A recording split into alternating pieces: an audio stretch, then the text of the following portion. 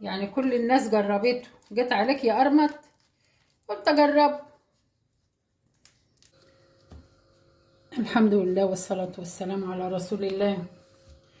الحمد لله الذي أنزل على عبده الكتاب ولم يجعل له عوجا قيما لينذر بأسا شديدا من لدنه ويبشر المؤمنين. صدق الله العظيم. السلام عليكم حبايبي، ازيكم عاملين ايه؟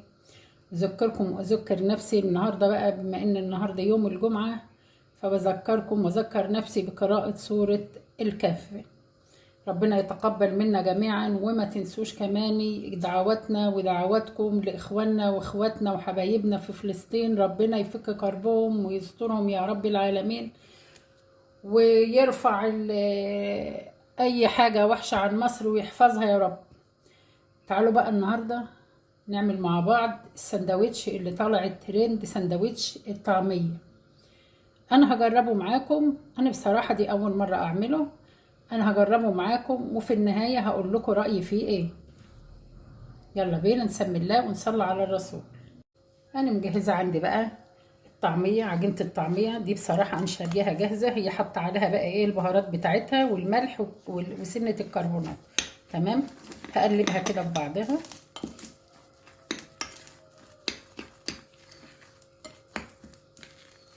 لان اللي كانت عندي في التلاجة خلصانه، فقلت علشان اعمل بقى معاكم ايه السندوتش الترند ده، فروحت جبت طعميه جاهزه من المطعم اهي.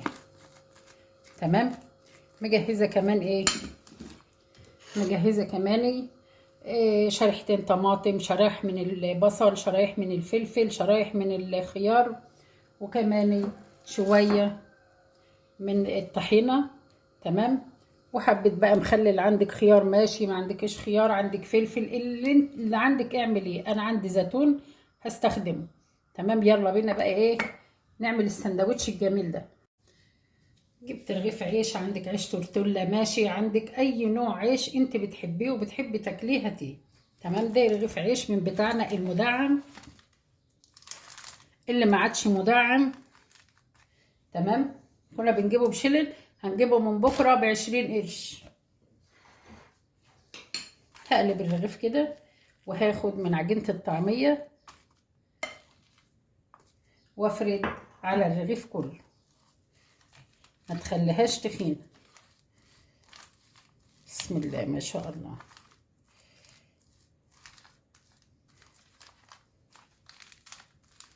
اللي جربوا ممكن قبل كده يا جماعة يقول لي.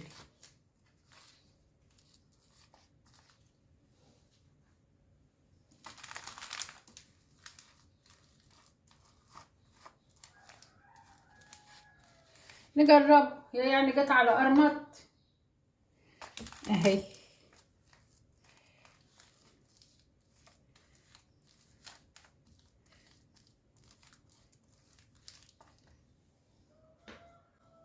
يعني كل الناس جربته، جت عليك يا قرمط؟ قلت اجرب.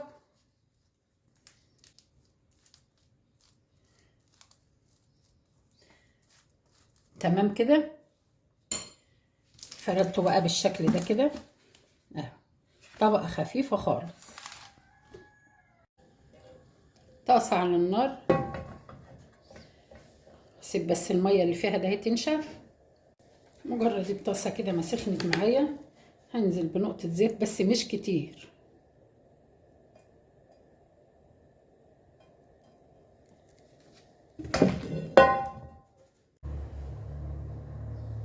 سخن الزيت معايا كده، بنزل بقى بالرغيف. بسم الله ما شاء الله اهي. سمع الطشه الجميله دي، اسيبه دقيقتين كده اهوت، بس مكملش دقيقتين.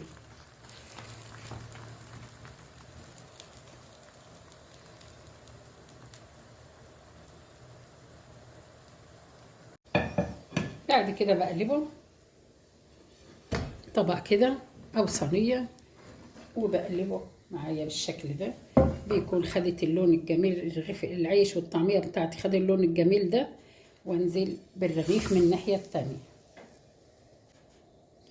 باجي بقى ان ايه، احط بقى شرايح من الطماطم،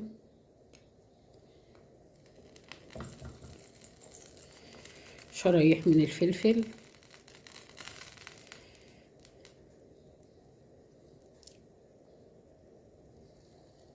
شرايح من البصل، اللي انت حباه بقى، الخضار اللي تحبي تحطيه مع السندوتش حطيه.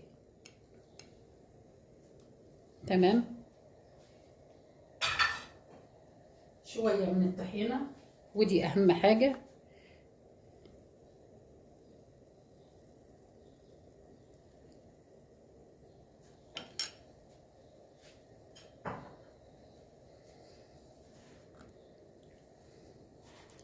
وبجيب الرغيف بتاعي بقلبه بالشكل ده.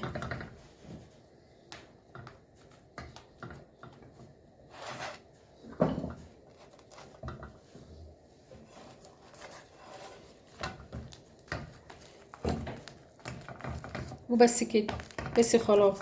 يلا كده تعالي بقى ندوق مع بعض. تعالي بقى كده ندوق مع بعض. بسم الله.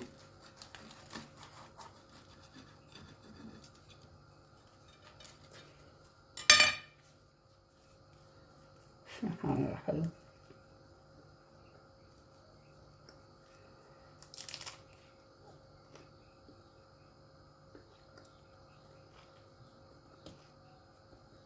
جميل يا جماعة، جربوه. ولا زيوت ولا دهون ولا أي حاجة، فعلا فكرة جميلة. جربوها وإن شاء الله تعجبكم. بحبكم في الله. السلام عليكم ورحمة الله وبركاته.